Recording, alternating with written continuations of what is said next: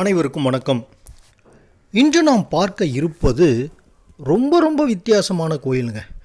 பார்க்க ரொம்ப ஆச்சரியமாக இருக்குது. மிக அழகாக வண்ணம் தீட்டப்பட்ட அற்புதமான சிற்பங்கள் உடைய ஒரு அருமையான கோயில். இந்த கோயில் எங்கே அமைந்திருக்கிறது என்றால், கடலூர் மாவட்டம் பன்னுருட்டி வட்டம் சொரத்தூர் கிராமத்தில் இந்த ஸ்ரீ மகாமாரியம்மன் ஆலயம் அமைந்திருக்கிறது. சூரிய வெளிச்சத்தில் இந்த கோயிலை நீங்கள் பார்த்தால் அப்படியே பொன் நிறத்தில் இந்த கோயில் அப்படியே மிளிருதுங்க. மிக அழகாக வண்ணம் தீட்டியிருக்கிறார் பன்னுருட்டி எல்லன்புரத்தைச் சேர்ந்த ஓவிய கலைஞர் திரு தாரணி அவர்கள். அதுபோல் இந்த கோயிலில் இருக்கின்ற சிற்பங்கள் எல்லாம் ரொம்ப நல்லா இருக்குது. இதை செய்தவர் ஸ்தபதி உறையூர் ஏ மணிகண்டன் அவர்கள். இந்த கோயில் பார்க்க ரொம்ப நல்லா இருக்குங்க. இந்த கோயில் வெளிப்புறம் மட்டும் இவ்வளோ நல்லா இருக்குன்னு நினைக்காதீங்க.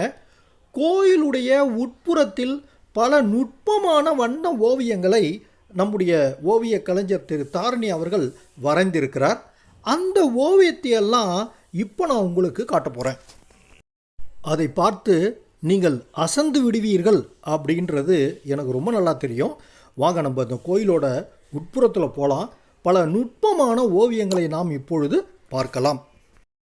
இந்த கோயிலின் கும்பாபிஷேகம் ஜனவரி மாதம் 27ஆம் தேதி 2023 அன்று சட்டமன்ற உறுப்பினர் நெய்வேலி தொகுதி மாண்புமிகு திரு சபா ராஜேந்திரன் அவர்கள் தலைமையில் மிக சிறப்பான முறையில் நடைபெற்று இருக்குங்க.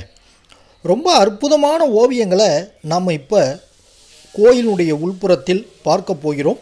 வாருங்கள், இப்போது நாம் கோயிலுடைய உள்பகுதிக்கு சென்று கொண்டிருக்கிறோம். இதோ சில ஓவியங்களை நாம் இப்பொழுது பார்ப்போம்.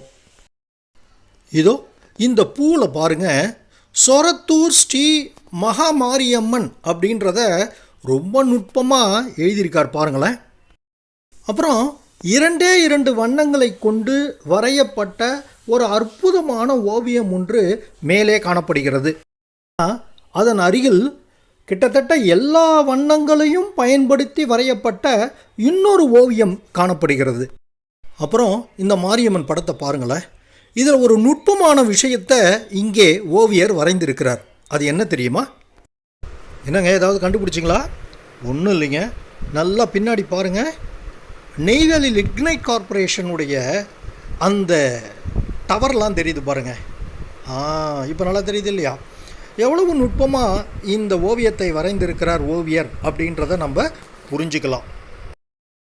சொரத்தூரிலிருந்து நெய்வேலி டவுன்ஷிப் சுமார் 5 கிலோமீட்டர் தொலைவில் தான் இருக்கிறது. அதை நுட்பமாக காண்பித்திருக்கிறார் ஓவியர். அப்புறம் மேலே சீலிங்கில் பார்த்தீங்கன்னா ஒரு யானைங்க, ஒரு பக்கம் முன்னாடி இருக்கிற மாதிரியும் பின்பக்கம் பின்னாடி இருக்கிற மாதிரியும், சிங்கத்தின் உருவம் பின்னாடி இருந்தால் அதுக்கு அந்த பக்கம் போய் பார்த்தீங்கன்னா முன்னாடி இருக்கிற மாதிரியும் அவர் வரைந்திருக்கிறார். அதுபோல் அன்னப்பறவையும் மயிலும் கலந்த ஒரு ஓவியமும் நம் கருத்தை கவர்கிறது. அப்புறம் இன்னொரு முக்கியமான விஷயங்க, இது பளிங்காலான சிலைன்னு நீங்கள் நினைப்பீங்க. இல்லைங்க, அந்த சிலையை அற்புதமான தன் வண்ண திறமையால் ஒரு பளிங்கு சிலை போல இவர் மாற்றியிருப்பதும் பாராட்டத்தக்கது.